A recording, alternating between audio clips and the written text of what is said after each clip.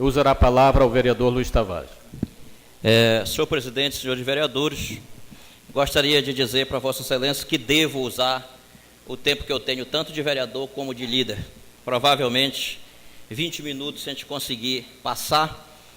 E quero que cada um que está aqui, se não der tempo, o pessoal da vigilância, parece que já tiveram uma resposta, né, pré-imediata aqui, mas eu quero que pelo menos todos aqueles que fazem parte da educação saiam daqui com a posição do Luiz Tavares, dita pelo Luiz Tavares, porque senão fica falácia, né? Olha, o Luiz disse isso, então eu vou me pronunciar e vou me posicionar, e é isso que eu estou falando por mim, né? Então que cada um tenha opinião. O Luiz Tavares pensa dessa maneira. Mas antes, senhor, para mim chegar nessa explicação toda, e como pesa sobre minha responsabilidade, de que eu estava na legislatura anterior, que aprovou o PCCR, que acompanhou todo o formato e toda a luta que foi chegar na aprovação do PCCR, eu preciso voltar em algumas leis, fazer uma cronologia de leis para poder entender o que aconteceu. Vamos pegar a primeira, 1994, regime jurídico único. Já dava algumas garantias que hoje está no PCCR. Então, o PCCR não tem algo de novidade. Já estava lá. O que é que já tinha lá? Gratificação de escolaridade de 50%, gratificação de especialização de 15%, isso não mudou. O que mudou com o PCCR foi acrescentou o mestrado 20%, o doutorado 35% e o pós-doutorado 60%. Aí nós vamos para 96, a LDB. É só para mostrar, porque tem gente que acha que foi inventado o PCCR do nada, entendeu? De repente teve nada, é tudo lei federal, lei anterior, discussão que já tinha sido feito antes da Constituição. Imagine só, a Constituição foi em 88 e antes disso já se discutia a questão da educação. Artigo 67, não vou ler muito para não me prender, da LDB. Diz assim, que o sistema de ensino promoverão a valorização dos profissionais da educação, assegurando-lhe, inclusive, nos termos do Estatuto, que é os planos de cargos e carreira, que são os PCCR, ingresso exclusivamente por concurso público, aperfeiçoamento profissional, continuado, inclusive, com a licença periódica, o piso salarial profissional, a progressão funcional, período reservado a planejamento. Então, nós já temos aqui. Aí, quando foi? Veja bem, o que eu estou dizendo aqui é que começou a se pensar educação nesse país, para entender que Barcarena não é o auge. Barcarena segue uma hierarquia. Lá de cima, que é discutida, que foi discutido muito pelos profissionais da educação. E o que eu percebo, e que a gente tem uma visão da educação, a gente percebe o seguinte, é que a educação, presidente, senhores vereadores, ela caminha para ser administrada pelos profissionais da educação. É uma tendência. Por quê? Porque os governos passam. Por exemplo, nós tivemos um grande embate e debate no tempo do João Carlos. Passou o João Carlos. A educação continua. Vocês estão me entendendo? Por que não dá para um gestor chegar e mudar todinho o quadro? Por que a educação gradativamente vai ser administrada pelos profissionais da educação? É porque a educação tem que ser pensada no geral.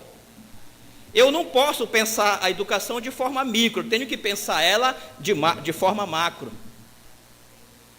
Então, esses profissionais vieram pensando em educação. A educação, 500 anos antes de Cristo, ela já era fruto de preocupação do Platão, do Sócrates, do Aristóteles. Todo esse pessoal pensou em educação. Quando o Platão fez os seus diálogos, né, no livro A República, que ele imaginou a sociedade ideal, ele imaginou a educação ideal também. Então, desde lá, vem passando por um processo de aperfeiçoamento.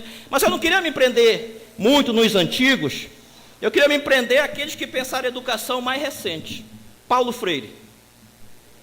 A gente vai pegar o Paulo Freire lá em 79, né? Depois de 15 anos no exílio, o Paulo Freire volta e pensa o seguinte, ele diz assim: enquanto os grandes debates, os seminários revolucionários permanecerem dentro da escola, cada vez mais isolado dos problemas reais e longe das decisões políticas, não existirá uma educação libertadora.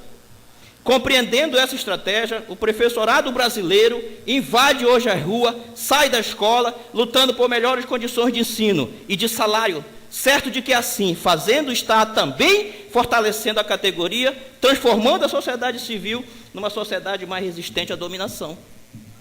Então, é isso que se existe, de pensar a educação dessa maneira. Aí não dá, muitas das vezes, ou os gestores que estão chegando vão se adaptar a essa nova realidade, ou nós vamos ter aquilo que a gente chama de crise na educação, como estamos tendo em Barcarena. É uma crise na educação. Veio, em seguida,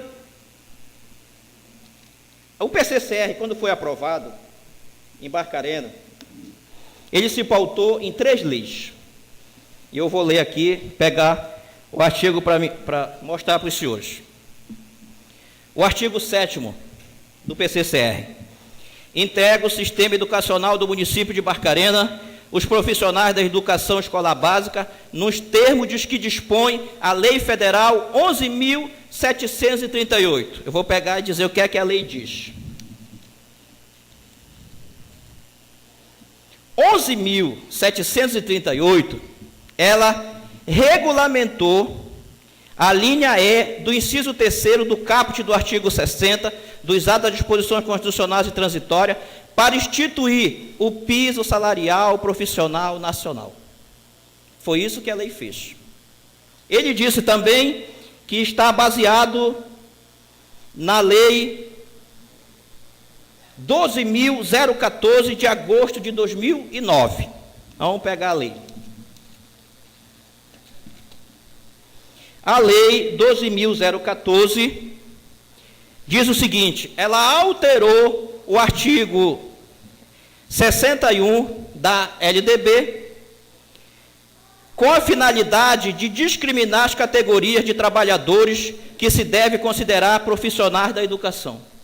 E aqui há uma grande contenda entre profissionais do magistério, profissionais da educação e trabalhadores da educação. Se a gente não dimensionar bem isso, há uma ligeira confusão. O que é que a lei considera como profissionais do magistério? Ela considera profissionais do magistério, ela considera os professores, a direção ou administração, planejamento, inspeção, supervisão, orientação educacional e coordenação pedagógica. Esses são os profissionais do magistério que a lei considera. Feito todas essas questões, foi criado, a princípio, o Fundef, em 97, 10 anos depois foi criado o Fundeb. O Fundeb, de maneira maior, abrange a educação básica brasileira. E o Fundef era só o ensino fundamental.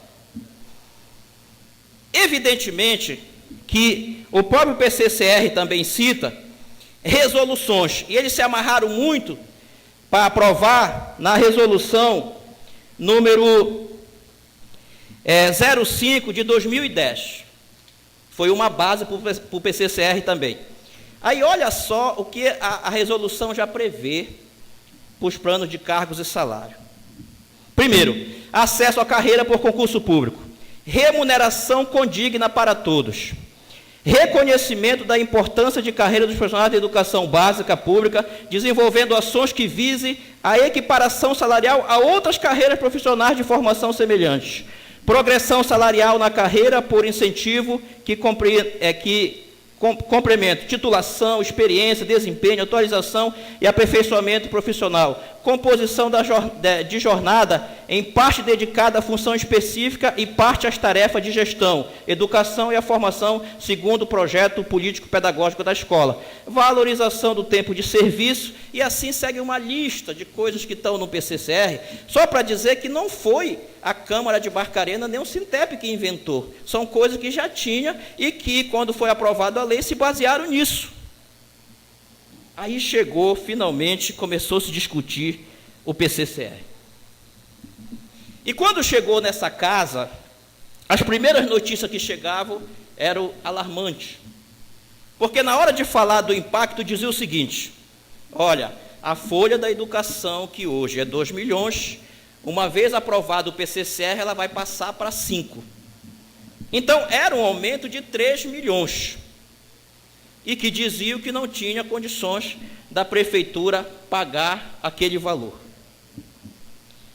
Mas algumas coisas intrigam. Por quê? Porque o Fundeb, que é o fundo, ele é valor aluno, né? Então, eu pego o número de alunos que eu tenho e multiplico pelo valor que o governo determina no final de dezembro, que parece que para 2014, cada aluno vai valer 2.285,87. Eu multiplico isso pelo número de alunos e eu vou ter o fundo, o Fundeb. E é com isso que uma administração que tiver enxuta, ela vai administrar. Ano passado, a perspectiva foi de 53 milhões para o Fundeb. Quando o pessoal da prefeitura esteve aqui, e eu fiz uma pergunta para eles de quando foi investido em educação, eles juntaram o pagamento dos profissionais, eles juntaram mais o transporte escolar e juntaram mais o passe escolar e disseram que foi gasto 80 milhões em 2013. Desses 80 milhões, 70 milhões foi só pagando os trabalhadores da educação. Aí, evidentemente, que causa surpresa em mim, 70 milhões, porque é uma coisa bastante expressiva. Nós estamos falando de 80 milhões investidos numa educação que em 2013 todo mundo sabe que não funcionou bacana. Qualquer cidadão aqui sabe. Mas, feito isso, começou uma série de discussão. O Sintep fez o papel dele. Veio para discussão, primeiro mandaram uma lei para cá, que o Sintep discordava, apelidou de lei do cão. Quem lembrar dessa época sabe disso, né? E depois a prefeitura fez os seus cálculos lá, e depois de muita discussão, dava, não dava. Agora, algumas coisas nesse meio termo começou a me preocupar. Porque ao mesmo tempo em que a administração dizia que não dava, por exemplo, no ano de 2010, né, que diziam que não dava, sobrou dinheiro. Deu. E ainda sobrou. Aí me preocupou, porque aí a gente perde o rumo da segurança de quem está falando a verdade. Porque se eu chego no final do ano e sobrou dinheiro, alguma coisa não está batendo. Mas eu, como sou formado em economia, eu queria saber, imaginava assim comigo, eu acredito que do jeito que a administração passou, e não era o Vilaça não, eu estou falando anterior, passou para a gente. Eu imaginava assim como economista, diz assim, olha, realmente, se continuar, quando esse Sintep estiver todo consolidado, mas sabe o que é todo consolidado? É quando aqueles trabalhadores, por exemplo, conseguirem chegar em 30 anos de trabalho, aí vai ser 50% a gratificação de tempo de serviço, não é isso? Dificilmente alguém vai chegar. Dificilmente, não vai chegar. Então, o PCCR consolidado era todo mundo com a gratificação vertical, com a gratificação horizontal, né? Com as gratificações completas. Então, vamos ter dor de cabeça daqui a 20 anos. Eu não pensava que fosse tão cedo. E para mim a surpresa chegou cedo. Aí eu quero fazer o papel do vereador aqui. Eu estou nessa casa, coloque bem. Por que eu tenho uma posição formada? Eu já alertava isso como economista, porque quando eu faço uma lei, eu tenho a obrigação de olhar essa lei há 50 anos depois, porque se eu olhar o momento, não vai. Então eu já tinha aquelas preocupações, mas sem muita segurança, sem dados corretos também eu não posso afirmar nada, mas ficava a dúvida. Aí eles discutiram, foi mesmo, o Chagas já falou aqui, a Câmara colocou a vereadora Lúcia e o Ari como representante, eles discutiram, não foi, Chagas? Depois de passar pelo Ministério Público, por todo mundo, terminou na Câmara. E era na Câmara que era feita as reuniões deles. E foi discussões, até se chegar num objetivo comum, que era aprovar o PCCR. E eu lembro que em conversa com o prefeito, que era o João Carlos da época, eu disse: João, vai ter condição? Não, vai ter sim, Tavares, tranquilo, vai ter sim. A gente teve uma boa notícia aí do Fundeb e vai dar para a gente pagar sim. Mas mesmo assim, quando nós aprovamos qualquer lei aqui, o Executivo manda uma mensagem para a gente sobre o que vai ser aprovado. E eu queria ler essa mensagem que mandou para a gente o Executivo, só para os vereadores que estão aqui entenderem por que o PCCR foi aprovado. Diz assim a mensagem do Executivo: apresento-lhe o projeto de lei complementar em questão, que versa sobre o plano de cargos, carreira e remuneração dos servidores da educação do nosso município. Plano que por tantos foi sonhado e que hoje vai se tornar realidade. Quero ler trecho da mensagem. Entendemos que esse plano é muito mais que um projeto de gabinete, vez que suplantou todas as divergências para se tornar um plano de gente, digno de muitas pessoas, homens e mulheres de boa fé, vindo de todos os lados para uma somatória em prol da democracia, um plano com alma, coração e legalidade. Palavras bonitas, né? Gestão democrática foi a grande marca desse projeto, que escrito em tantas mãos, pensada por tantas mentes, firmou-se com legalmente humano. Aí eu quero atentar para isso. Legalmente humano, financeiramente aplicável. Aí eu me amarrei nessa frase. Essa frase foi o ponto inicial para me aprovar o PCCR. Porque se os técnicos da prefeitura, se o prefeito está dizendo, é viável, nós temos dinheiro para pagar, aí como é que a casa não vai aprovar? Como é que os vereadores, depois de discussão dos sindicatos e debates e mais debates, de gastos e mais desgaste, vaia para tudo quanto é lado? Aí chega na mão dos vereadores, eu vou ter a iniciativa de dizer, olha, eu quero dizer para o prefeito, para o Sintep, que apesar de dizer que tem dinheiro, não tem não. Eu somos contra. Não tinha como. E diz assim, aplicável e eticamente justo.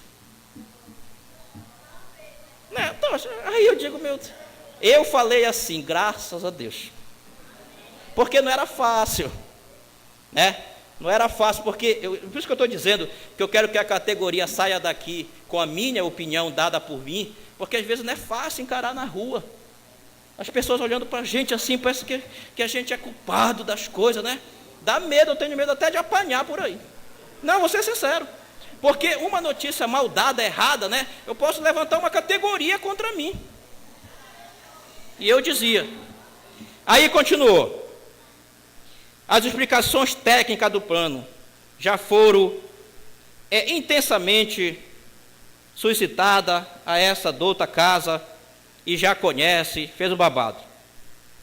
Ele falou assim, olha só o que dizia o governo.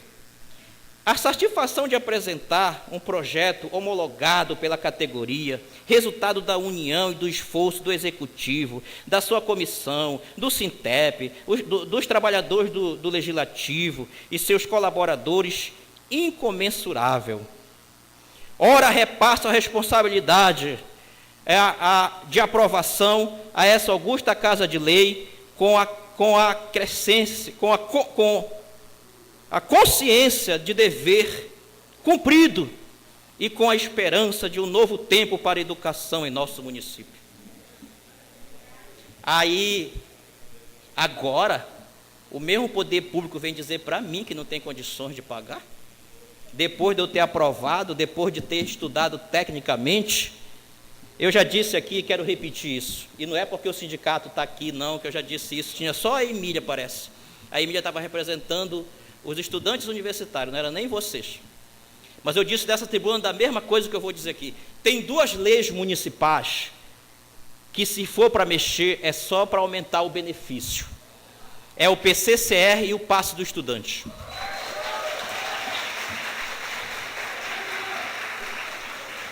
Essas duas leis, não me convide para alterar, não me convide para mexer. E agora, presidente, está feito, está dado um nó. Por quê? Porque dificilmente, pelo que eu entendo um pouquinho de lei, vai conseguir se provar que o PCCR é inconstitucional. Sabe por quê? Porque o município tem autorização para cada um fazer seu plano. Então, o plano aqui foi feito pela Câmara, foi aprovada uma lei e que dificilmente algum juiz ou desembargador vai derrubar isso por inconstitucionalidade. Não existe como. Então, o que eu quero dizer para vocês, leve a posição do Luiz Tavares, e eu quero fazer isso, explicando também para a Emília, que a Emília, lá de Tupanema, minha irmã da nossa igreja, que nem professora é, mas é servidor da educação, que me pegou ali e falou: Tavares, faz alguma coisa por nós. Eu já dizia: Emília, não existe, não tem nada, porque para mudar é preciso vir para essa casa um projeto de lei, tem que tramitar 15 dias aqui. Quer dizer, então realmente aquilo que o presidente falou, não existe nada, mas eu quero deixar a minha posição, Tavares falando por Tavares. Eu não aceito mexer no PCCR em hipótese nenhuma. Baseado em quê? Baseado na mensagem que veio do prefeito, baseado de que eu concordo que a educação vai ter que e vai caminhar para ser administrada pelos profissionais da educação, né? E baseada de que o poder público tem que fazer é se adequar. Se eles não se adequarem, não vai ter como. Por quê? Eles vão ter que transformar, apesar de hoje a lei dizer que tem que ser no mínimo 20% o cargo de confiança, Chaga. Se eles quiserem, eles podem transformar todinho os cargos em cargo de confiança, ou seja, pega o efetivo e põe lá. Já vai economizar bastante, né? Eu acredito que no futuro, veja bem o que eu estou dizendo para vocês, não é muito longe não. O secretário de Educação vai sair do meio dos efetivos também. Porque é só dessa maneira, quando o gestor público entender de que a educação tem que ser administrada pela educação, é que vai se compreender. Então, a minha parte, tenho todo o respeito pelo prefeito Vilaça, pela equipe do Vilaça, mas eu também não acho que uma administração vem 4 anos desfazer todo um trabalho. A educação é muito maior, é construído com muita luta, e quem chegar tem que se adequar à educação e não querer mexer na educação. Meu muito obrigado. Obrigado, vereador.